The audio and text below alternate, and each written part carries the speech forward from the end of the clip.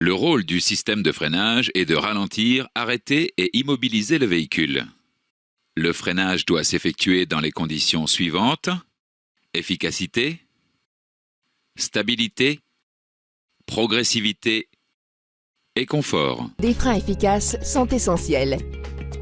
Il existe actuellement deux types de freins, à disque et à tambour, et ces deux systèmes ont fait leurs preuves depuis des décennies.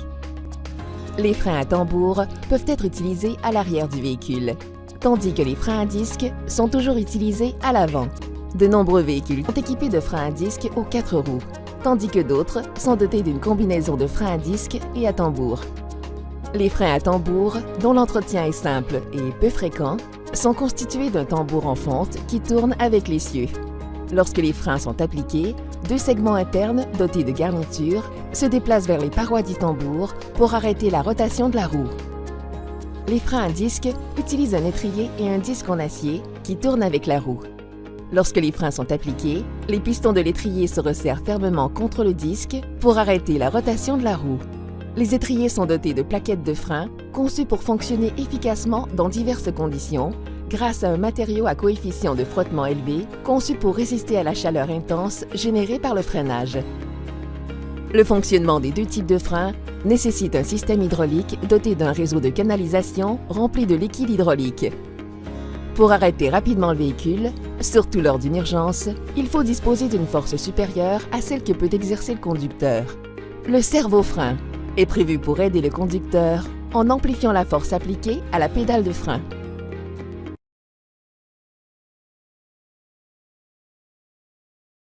Des freins à étrier flottants sont utilisés dans de nombreux véhicules. Ce type de frein est également connu sous le nom de frein à étrier coulissant car l'étrier peut coulisser axialement. Le frein à étrier flottant est composé d'un étrier avec un raccord hydraulique à travers lequel le frein est alimenté en liquide de frein. L'étrier est attaché à un support d'étrier.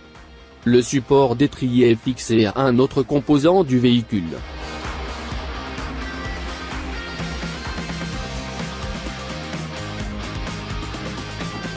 L'étrier, par contre, peut coulisser d'avant en arrière. Deux goupilles de guidage servent à cet effet.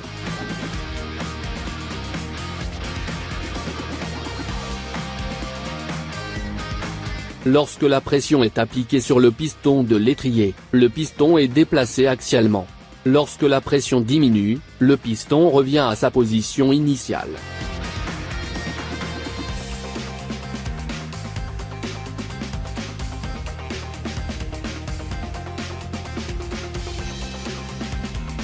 Tout d'abord, le piston presse la plaquette de frein contre le disque de frein. Le disque de frein étant fixé, la plaquette de frein et le piston ne peuvent plus être déplacés. Si la pression continue d'être appliquée sur le piston, l'étrier doit coulisser vers l'arrière. Sans pression, l'étrier et le piston reviennent à leur position initiale.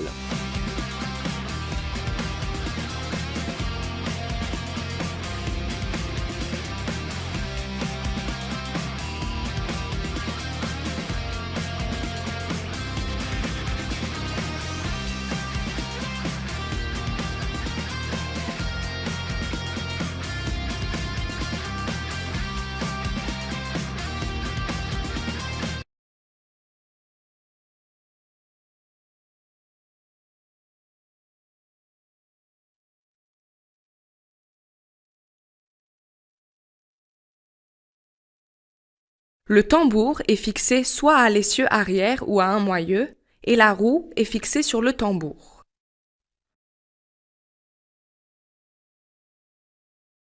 Quand on presse la pédale de frein, les pistons dans le cylindre de roue se déplacent vers l'extérieur et compriment le liquide de frein.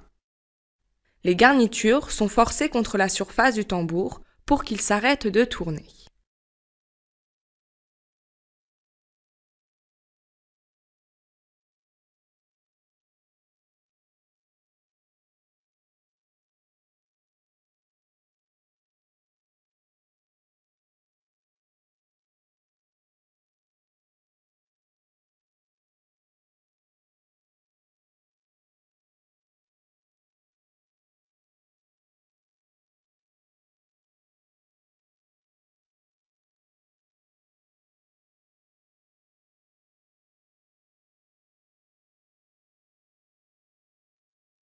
Les freins de parc peuvent être intégrés dans un système de frein à disque, mais la majorité utilise un système de frein à tambour. Pour les freins à tambour, quand le pied du conducteur appuie sur la pédale de frein, le liquide de freinage force le cylindre de roue à se déployer et provoque le freinage. Le frein de parking est presque toujours actionné par un câble et non par un liquide sous pression.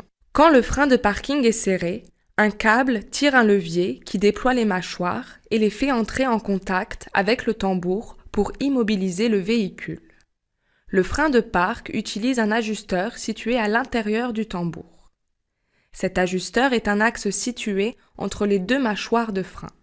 Une roue dentée ou un engrenage est fixé à un axe. Chaque fois que le frein est serré et relâché, un doigt essaie de tourner la roue dentée pour être certain que la mâchoire reste proche du tambour, mais sans le toucher quand les freins sont relâchés.